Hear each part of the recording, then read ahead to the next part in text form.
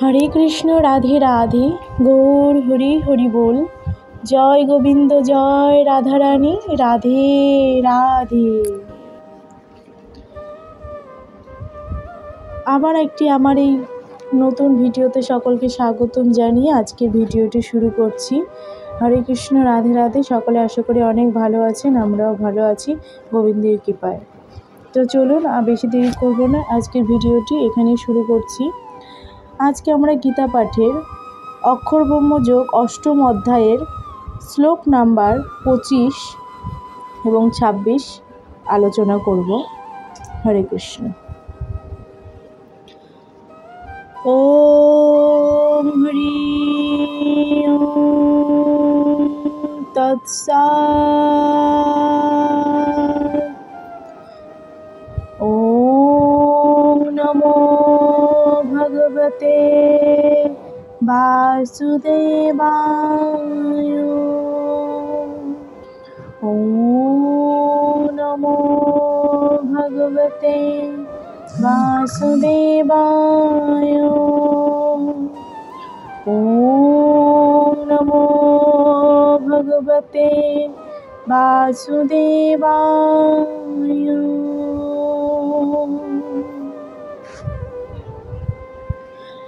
আমরা আগের ভিডিওতে এখানেই শেষ করেছিলাম।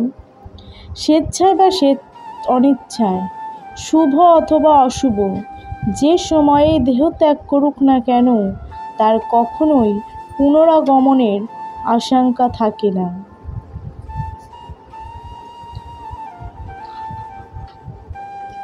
শ্লোক নাম্বার 25। ধূমরাত্রিস্থতা কৃষ্ণং জন্মোষাং দক্ষিণায়নম তত্র চন্দ্রমসং জ্যোতির্যোগী পাপং নিবর্ততে। অর্থাৎ ধূমরাত্রি কৃষ্ণপক্ষ অথবা 6 মাস দক্ষিণায়নকালে দেহত্যাগ করলে, ধূমরাত্রি কৃষ্ণপক্ষ অথবা 6 মাস দক্ষিণায়নকালে দেহত্যাগ করলে যোগী চন্দ্রলোকে গমনপূর্বক সুখ ভোগ করার পর পুনরায় মর্ত্যলোকে প্রত্যাবর্তন করে। তাৎপর্য: শ্রীমদ্ ভাগবতের 3য় স্কন্ধে কপিলদেব উল্লেখ করেছেন যে পৃথিবীতে যারা সকাম কর্ম ও যজ্ঞ অনুষ্ঠানে দক্ষ, তারা দেহ ত্যাগ করার পর চন্দ্রলোকে গমন করেন। এই সমস্ত উন্নত আত্মারা সেখানে দেবতাদের গণনা অনুসারে 10,000 বছর পর্যন্ত বাস করেন এবং সোমরস পান করে জীবন উপভোগ করেন।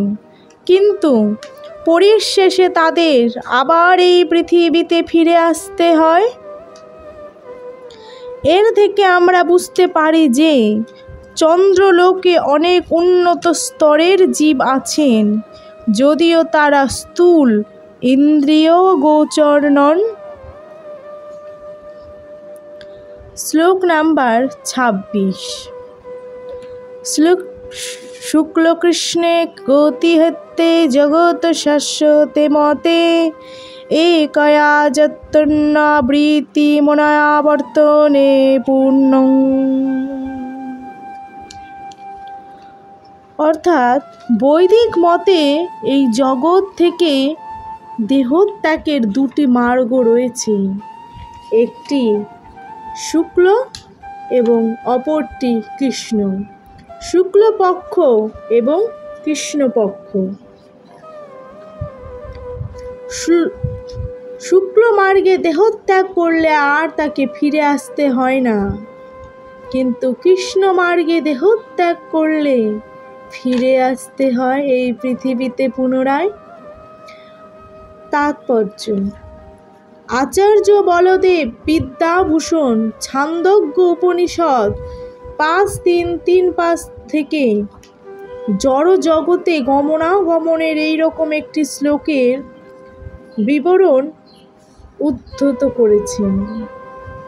যারা অনন্তকাল ধরে সকাম কর্ম ও দার্শনিক জ্ঞানের অনুশীলন করে আসছেন, তারা নিরন্তর গমনাগমন করছেন। প্রকৃতপক্ষে ভগবান শ্রীকৃষ্ণের চরণাবিন্দে শরণাগত হন না বলে তারা অন্তিম মুক্তি লাভ করতে পারেন না। হরে কৃষ্ণ, রাধে রাধে। শ্লোক নাম্বার 27। নৈতে স্মৃতি পার্থ জানং যোগী মুহতি কশ্চন তস্মাৎ সর্বেষু কালেষু যোগযুক্তং ভবার্জুন। অর্থাৎ, হে পার্থ, ভক্তরা এই দুটি মার্গ সম্বন্ধে অবগত হওয়া সত্ত্বেও কখনোই মোহগ্রস্ত হন না। অতএব হে অর্জুন, তুমি ভক্তিযোগ অবলম্বন করো। এখানে শ্রীকৃষ্ণ অর্জুনকে উপদেশ দিচ্ছেন যে সংসার ত্যাগ করার জন্য জীবাত্মার বিভিন্ন মার্গ অবলম্বন করার বিষয়ে তার বিচলিত হবার কোনো প্রয়োজন নেই।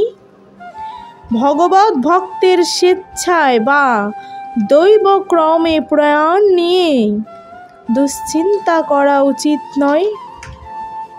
ভক্তের কর্তব্য হচ্ছে